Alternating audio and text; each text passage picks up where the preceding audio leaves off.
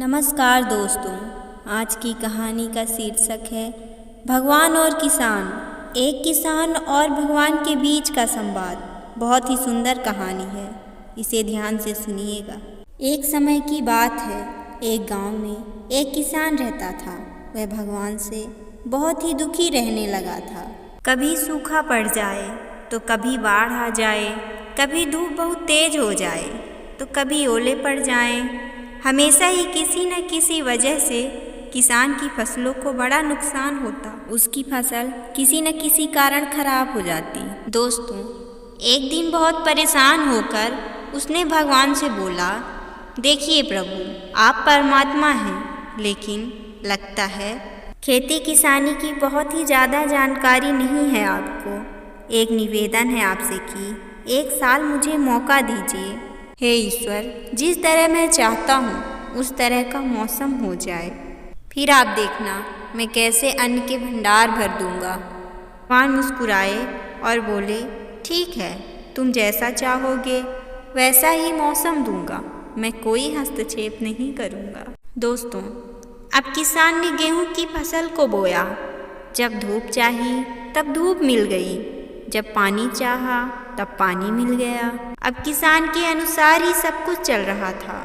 वह जैसा चाह रहा था वैसा हो रहा था। तेज धूप, ओले, बाढ़, आंधी तो उस किसान ने आने ही नहीं दिया। दोस्तों, समय बीता और समय के साथ साथ फसल भी बढ़ी। अब किसान की खुशी का कोई ठिकाना ना रहा, क्योंकि जैसी फसल किसान चाहता था वैसी फसल हुई। ऐसी फसल तो आज तक कभी नहीं हुई थी।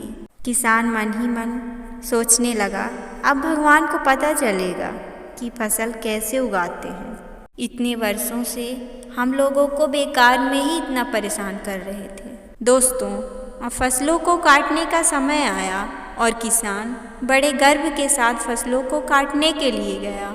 वहाँ पर जाकर वह अचानक ही सर पर हाथ रखकर बैठ गया और बोला, ये क्या हो गया है?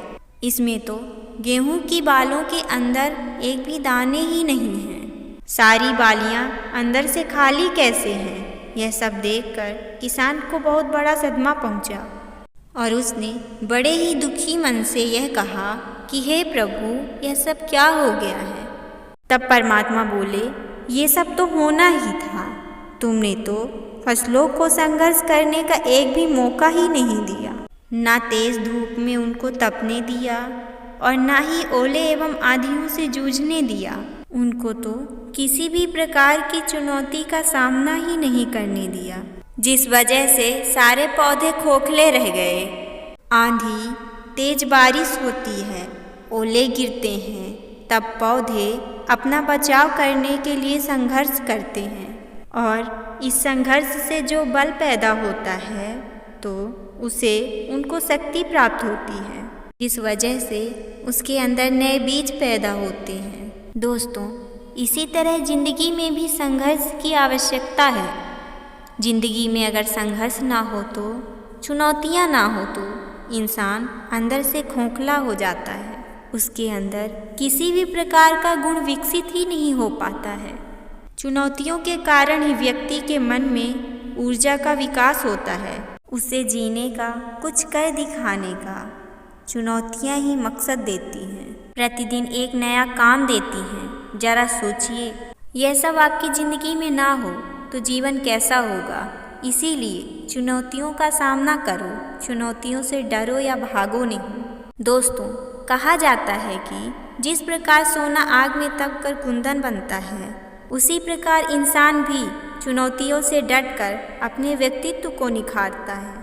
तो दोस्तों, यह कहानी आपको कैसी लगी हमें कमेंट में ज़रूर बताएं और अगर आप हमारे चैनल पर पहली बार आए हैं तो वीडियो को लाइक और चैनल को सब्सक्राइब कर दें। धन्यवाद।